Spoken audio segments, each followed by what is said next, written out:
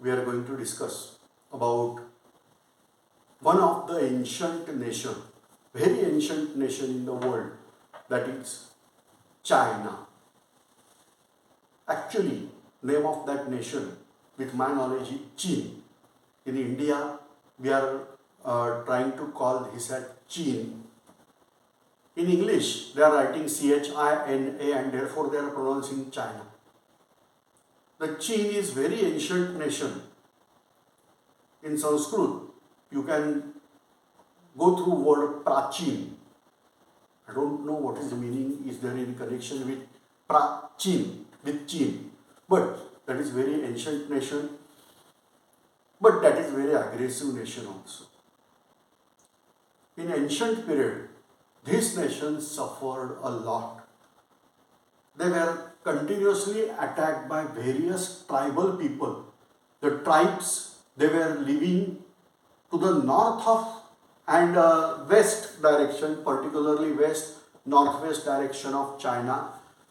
They were commonly called as Mongolian tribes, but they were having variety of sub-names also. Their language is as difficult as their script to read and their faces to read.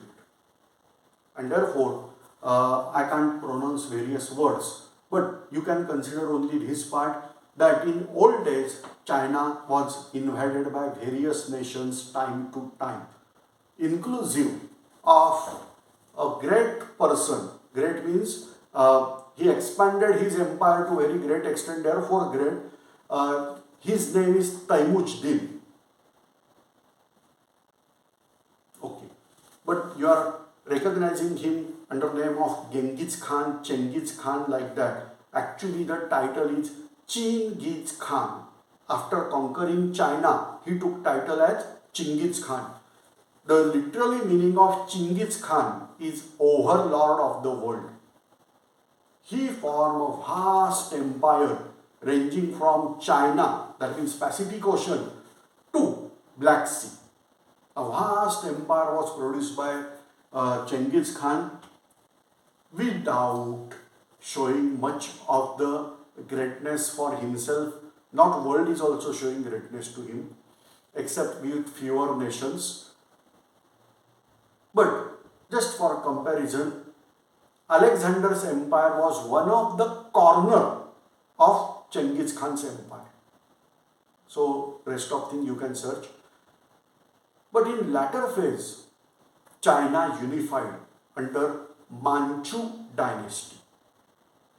And then again, it was era of Renaissance in Europe. And then onwards, European imperialistic people at that time started influencing China, and they produced their influenceable areas in the China. So Britishers fought two war, we are calling them as Opium War. Then Germany also produced their influenceable area. France also produced their influenceable area. Obviously USA was there only. And all these things divided China. Almost we can say paralyzed China.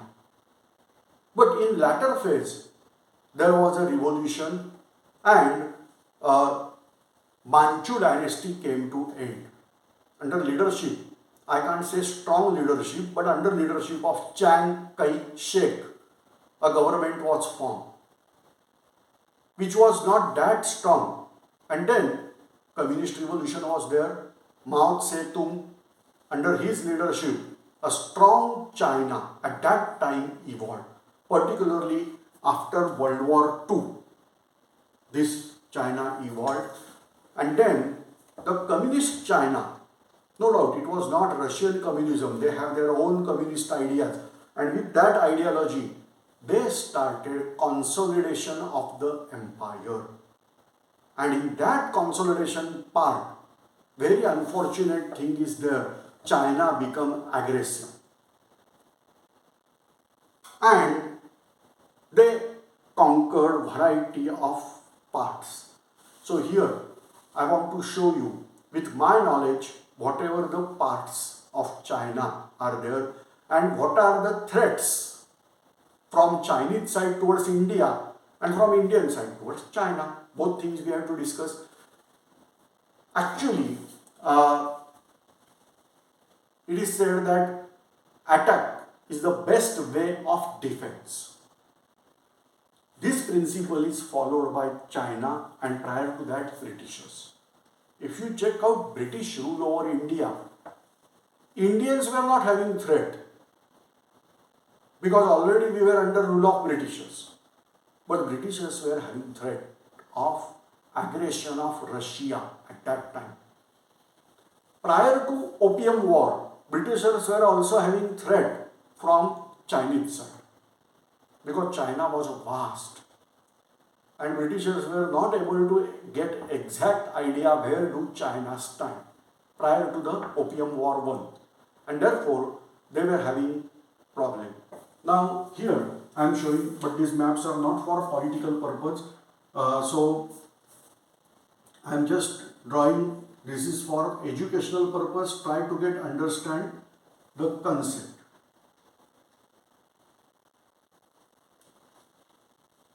This is northern parts of India, here I am showing. Now here I am showing in green color about the mountain ranges, those who are going here. So this is the Himalayan mountain range, this is main Himalayan mountain range. Then to the north of that there is another range going, this is called as Kailas range. Whereas from here there is another range going, this is Kun Lun Shan. So this region particularly, this is called as Tibet. This is occupied by China. Then to the north of this there is another region. I am showing in this direction. This is called as Uyghur territory or Eastern Turkestan. This is called as Eastern Turkestan. Today it is called as Xinjiang territory. Actually they are writing out spelling with X. So we can read it as Xinjiang, but they pronounce as Xinjiang territory. Then this is Tibetan territory, where here we have a desert that is called as Taklamakan. Now Indus River is flowing from this side of Kailas, whereas from this side also it is flowing. It is having break here. So from break we are calling this range as Karakoram, whereas this range as Kailas range. And now this river will flow here. Now the thing is that China invaded this Tibet around 1950, just 3 years after Indian freedom. Basically, this territory I am marking here, this was kept by Britishers as buffer zone. If at all China want to invade India at that time, then we had to fight on the land of Tibet. That was Britishers' idea.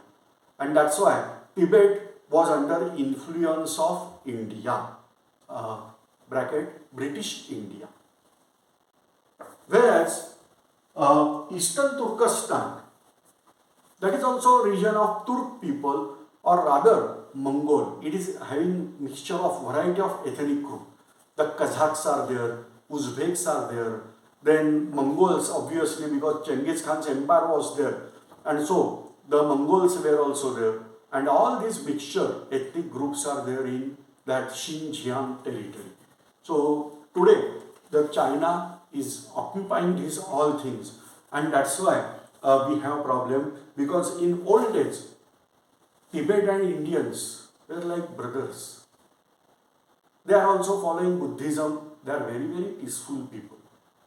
For time being, Tibet was ruled by Mongol people also. But that's why Mongolia is not claiming over Tibet. Whereas India was also not claiming over Tibet. Our natural border we consider as Kailas mountain. But there was no distinct border making. where do the power of Tibet starts and where is the end of Indian power? Britishers, sorry, Britishers tried to mark it, but yet no distinct borders were marked between Tibet and India. Whereas China forcefully occupied this territory. According to Tibetan people, during this occupation, more than million of Tibetan people were executed by Chinese. In Xinjiang territory also, they are having terrific problems over this Xinjiang territory for native people. They say that they are trying to enforce Chinese culture over us. They are not Chinese people. According to them, they are Eastern Turkey people, or their language is called as Uyghur language. Most probably in Sanskrit, the word was used as Ugra, that is corrupted as Uyghur or Uyghur. So like that. So these are the things about this Eastern Turkestan and Tibetan part. And 1950, they occupied this Tibetan part, and then onwards the problems started in the borderline. And dispute is not yet cleared. That's why there is no distinct line. Many times we are calling LAC, the line of actual control. So like that things are there. But the question is that why China is doing so? If you check out Chinese map, you will find that every neighbor, almost from Chinese side, they are having problems with China. Japan is having a problem, along with that Senkaku Island. So there is also problem from Indian side. Tibetan issues are there. China is invading forcefully there and occupying various parts of Indian territory and marking as China. The best example is Aksai Chin. This territory is Aksai Chin, that is also occupied by China, yet the issue is not solved, and still China is claiming over Arunachal Pradesh, which is actually belong to India. But they are claiming out that India occupied Tibet. So it is not Tibet, it is Arunachal Pradesh. But China is having this type of dispute. Now go to Turkestan, Eastern Turkestan, they are also having unrest. Now go to Mongolia. There are two Mongolias, Inner Mongolia and Outer Mongolia. So you will have dispute with Mongolian territory also. Towards Japan side there is dispute. So these are the things. Actually, Japan's concept prior to Second World War was fantastic. Asia for Asian people.